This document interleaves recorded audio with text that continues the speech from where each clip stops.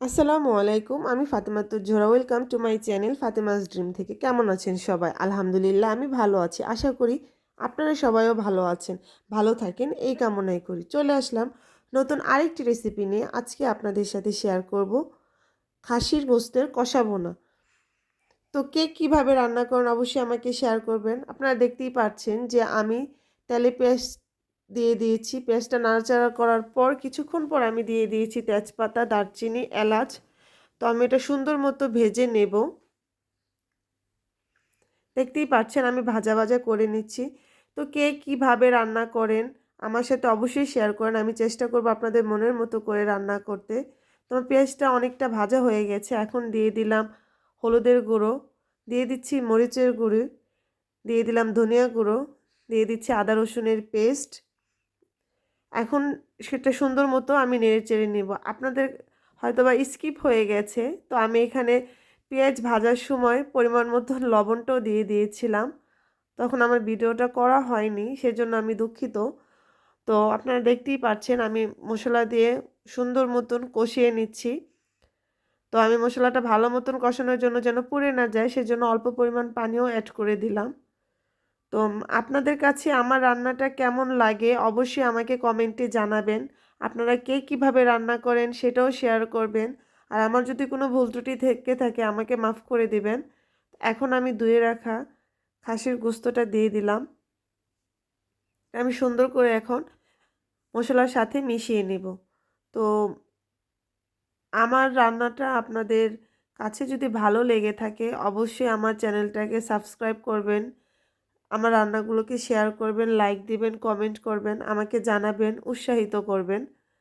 আপনারা সবসময় আমার পাশে থাকবেন এই আশাটাই করছি আর এই আশাই করি। তো দেখতেই পাচ্ছেন আমি খানিকটা পেঁয়াজ রেখেছিলাম, বাকি পেঁয়াজগুলো গোশতেতে দিয়ে দিলাম। এতে কি হয় আপনার তরকারিটা খুব সুন্দর হয়, মাখা মাখা হয়, আর হচ্ছে আপনার ঝোলটাও ঘন হয় পেঁয়াজটা যদি আপনার পরবর্তীতেও মাংসের সাথে ব্যবহার করেন। তা আমি জানি না কে কীভাবে রান্না করেন। আমি যতটুকু পারি, যতটুকু আমার জানা আমি ততটুকুই চাচ্ছি আপনাদের সাথে শেয়ার করতে। যদি আপনাদের ভালো লেগে থাকে অবশ্যই আমাকে জানাবেন। আর আপনারা এইভাবে অবশ্যই বাড়িতে ট্রাই করে দেখবেন। আশা করি আলহামদুলিল্লাহ ভালো লাগবে। তো দেখতেই পাচ্ছেন গোশত থেকে অনেকটা পরিমাণ পানি উঠেছে। তো আমি এটা সুন্দর মতো কষিয়ে নিব, পানিটাকে শুকিয়ে নিব। এই পানিতেই গোশতটা সিদ্ধ হয়ে যাবে আলহামদুলিল্লাহ। এই মুহূর্তে আমি দিয়ে দিব কেটে রাখা টমেটো। অনেকে গোশতে টমেটোটা পছন্দ করে না, তবে আমার হাজব্যান্ড খুব পছন্দ করে, তাই আমি সবসময় গোশতেতে চেষ্টা করি টমেটোটা দেওয়ার জন্য। তো এই তো দেখতে পাচ্ছেন আমি এখন টমেটোটাও কষিয়ে নেব। তা আলহামদুলিল্লাহ অনেক মজা হয়েছিল। এই তো টমেটো দিলে কি হয় আপনার খাসির বুঝতে অনেক সময় একটা অন্যরকম একটা স্মেল আসে, সেই স্মেলটা আর থাকে না। আপনারাও ট্রাই করতে পারেন দিয়ে। তো এই তো দেখতে পাচ্ছেন এখন আমি অল্প পরিমাণে জিরে গুঁড়োটাও দিয়ে দিলাম। আমি আপনারা কিন্তু লক্ষ্য করেছেন যে এটা আমি পরে ব্যবহার করেছি, কারণ পরে দেওয়ার ফলে এটার ফ্লেভারটা অন্যরকম একটা ফ্লেভার আসে আর খেতেও খুব মজা লাগে। তো আমি এই মুহূর্তে দিয়ে দিলাম কিছু কাঁচামরিচ। যেহেতু আমি গুঁড়ো মরিচটা কম দিয়েছি সেহেতু আমি কাঁচামরিচটা দিয়ে দিচ্ছি। দিয়ে দেবো অল্প পরিমাণে পানি যেন গোশতটা একবারে পুরো নরম হয়ে যায়। এখন এটা ঢেকে দেব। আমরা অপেক্ষা করব যেন এটা ফুল কুক হয়ে যায় হওয়ার আগ পর্যন্ত। তো অবশ্যই আপনারা আমার সাথে শেয়ার করবেন, আপনাদের অভিজ্ঞতা শেয়ার করবেন।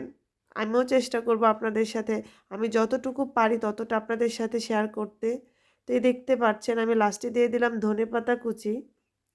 তো আপনারা ধনিয়া পাতাটা ব্যবহার করে দেখতে পারেন। আশা করি আপনাদের কাছে ভালো লাগবে। অনেকেই ধনিয়া পাতা পছন্দ করে না, শুধুমাত্র মাছেই ব্যবহার করে। তো আমি গোশতেও ব্যবহার করি। খুব ভালো লাগে খেতে। আপনারাও করতে পারেন।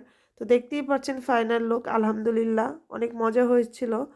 তো সবাই ভালো থাকবেন। Thanks for watching. আল্লাহ হাফেজ।